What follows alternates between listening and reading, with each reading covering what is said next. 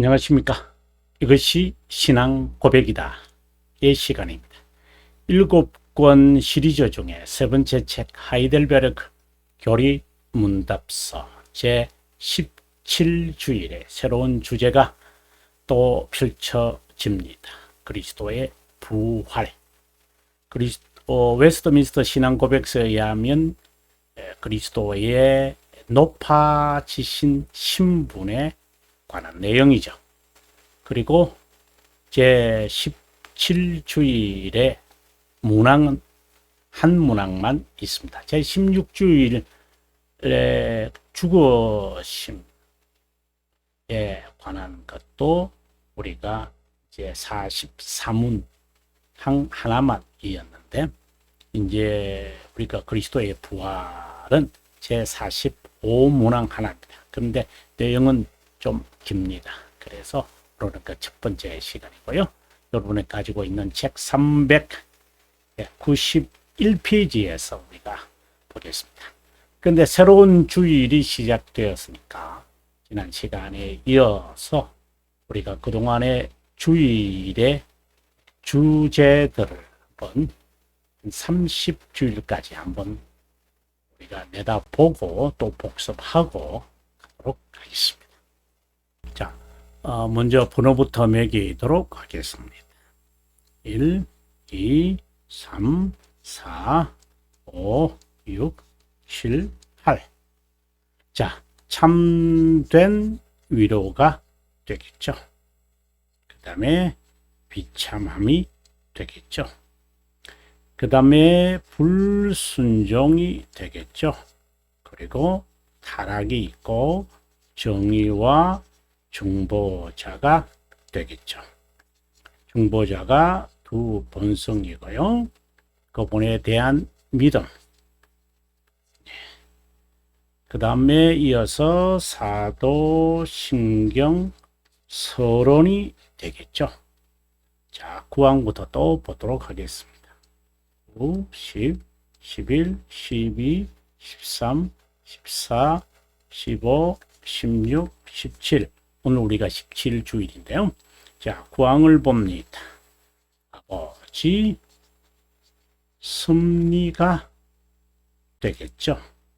그리고 그 다음에 구속자, 그 다음에 기름 부음이 되겠죠. 그 다음에 유일한 아들이 되겠고, 성육신인 수태, 그리고 고난, 죽으심, 그 다음에 부활이 되겠습니다. 자, 그 다음에 18줄부터 보겠습니다. 20, 21, 22, 23, 24, 25, 26 이렇게 되겠습니다. 우리가 다음 주 시간에는 성천이 있고, 그 다음에 보좌에 앉으심이 있겠죠. 그 다음에 성령 하나님이 있으시고요. 그 다음에 사도신경 결론이 놉니다. 여기서 8항에서 시작되어졌는데, 그리고 난 다음에 재림이 있게 됩니다. 그 다음에 이신칭의가 있습니다. 이신칭의가 바로 믿음의 두 번째 내용인데, 바로 7항에서 있었습니다. 그 다음에 선행이 되겠습니다. 그 다음에 성례가 되고요. 성례 다음에 나오는 것이 이제 세례가 되겠습니다. 27, 28, 29, 30. 세례와 유아 세례가 나옵니다. 그 다음에 성천이 나오고요. 그 다음에 화채설이 나오고 미사가 나옵니다. 여기까지 우리가 교회에 관한 내용이기도 하죠. 31주일까지가 이 교회의 열쇠, 여기까지가 이제 교회의, 어떻게 보면 교회론입니다. 25문부터 시작을 해서 31문까지가 교회론에 관한 내용입니다. 아마 그러면서 저희들이 이제 그 죄를 사해 주시는 것과 몸이 다시 사는 것과 영원히 사는 것을 믿사옵나이다 하는 이런 등등의 그 내용 교회론이고요. 우리가 자세하게 한번 살펴보겠습니다. 다음부터는 이제 제 3부로 이제 들어가서 이제 감사 생활을 그래서 이제 견인이 이제 또 시작되어집니다. 자, 391페이지로 가겠습니다. 391페이지로 왔습니다. 예, 여기 보시면 제 17주에 부활에 관한 내용이고 45문이라고 되어 있습니다.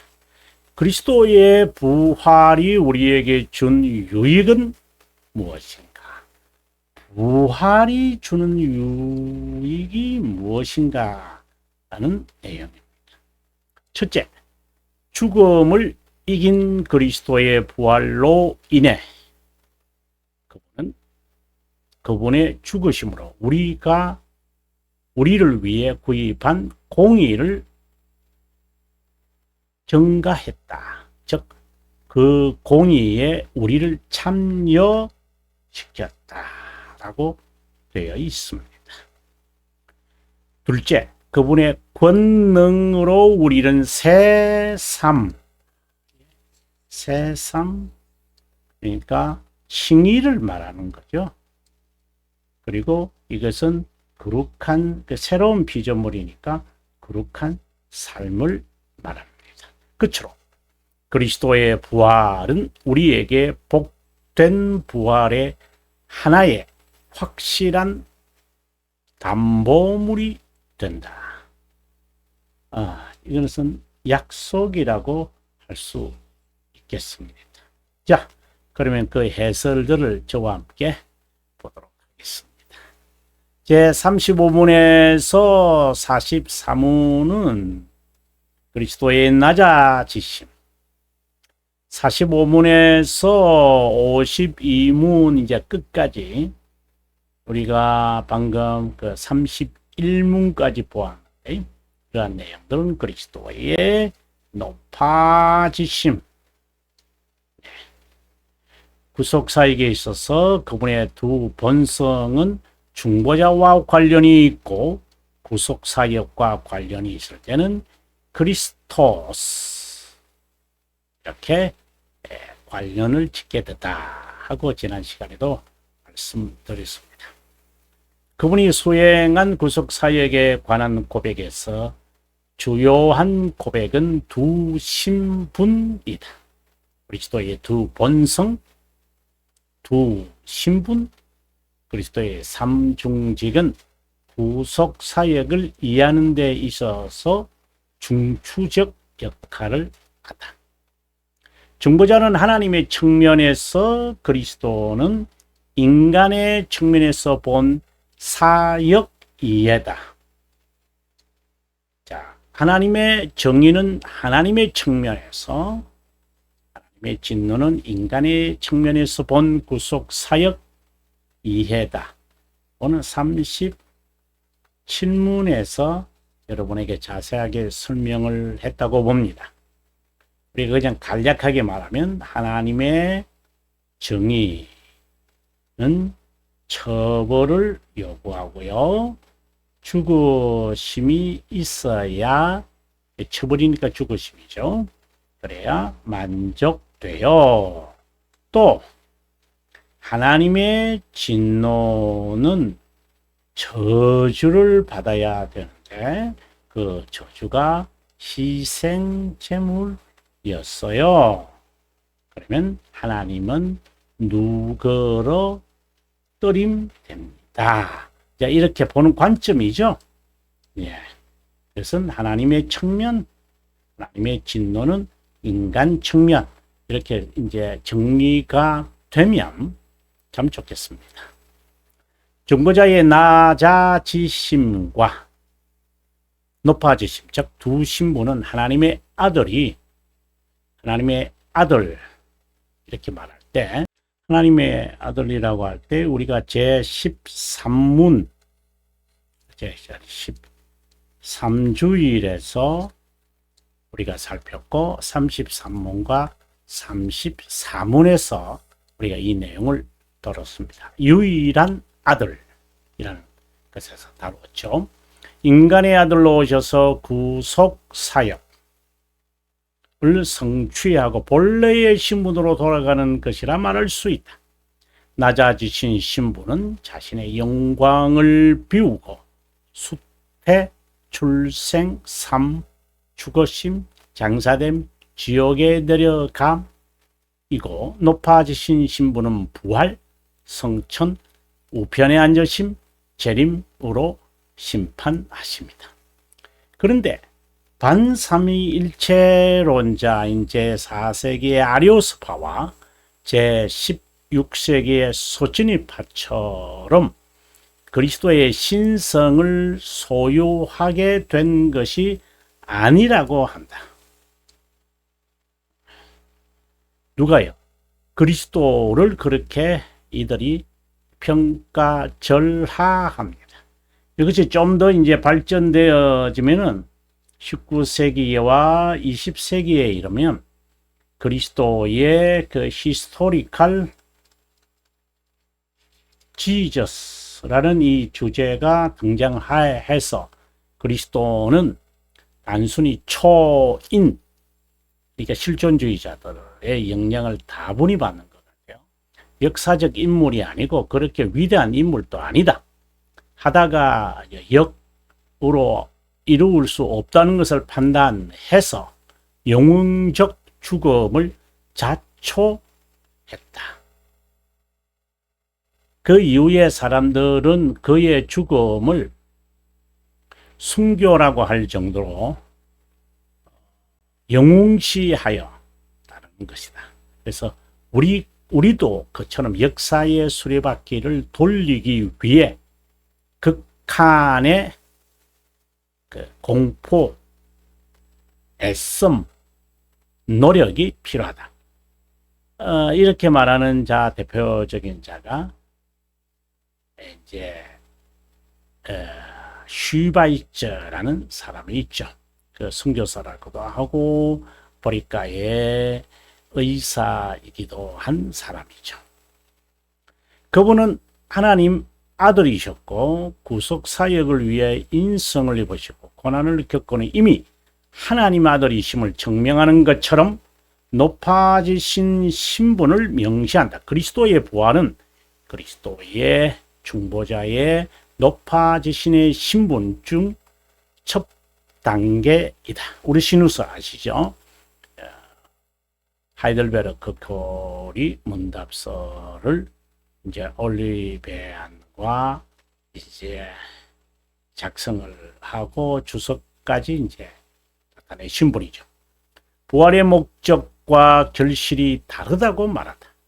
그분의 부활로 인해 우리에게 준 혜택은 목적이다. 부활의 결실은 그리스도와 우리에게 각각 다르게 나타난다. 전자는 이유고 후자는 유익이다. 그리스도께서 부활하신 목적, 즉 이유는 다음과 같다. 자신의 하나님의 아들이심을 명시한다. 하나님의 아들의 영광은 하나님 아버지의 영광이다. 참 영광이라는 이 단어를 여러분, 나중에 대교리 문답서 1문과 그리고 소교리 문답서 1문에서 여러분 답을 충분히 찾을 수 있으리라고 봅니다. 이 영광이라는 이 의미, 그것은 하나님의 자기 자신의 나타내심, 또는 다른 말로는 자기 명시, 그리고 인간 측면에서 보면은 그리 하나님의 실존 체험, 이렇게 다양하게 이제 표현이 되는데요. 한번 볼 수 있으면 좋겠습니다. 예언 성취다. 하나님의 권능을 명시한다. 그분이 하나님이시기에 죽음이 그분을 붙들고 있을 수 없다. 중보자 그리스도의 직무를 수행한다. 우리 구원을 위해 부활하셨다. 칭의를 위해 중생을 위해 죽으심으로 구입한 혜택을 우리 부활과 영화의 보장을 위해 부활하셨다.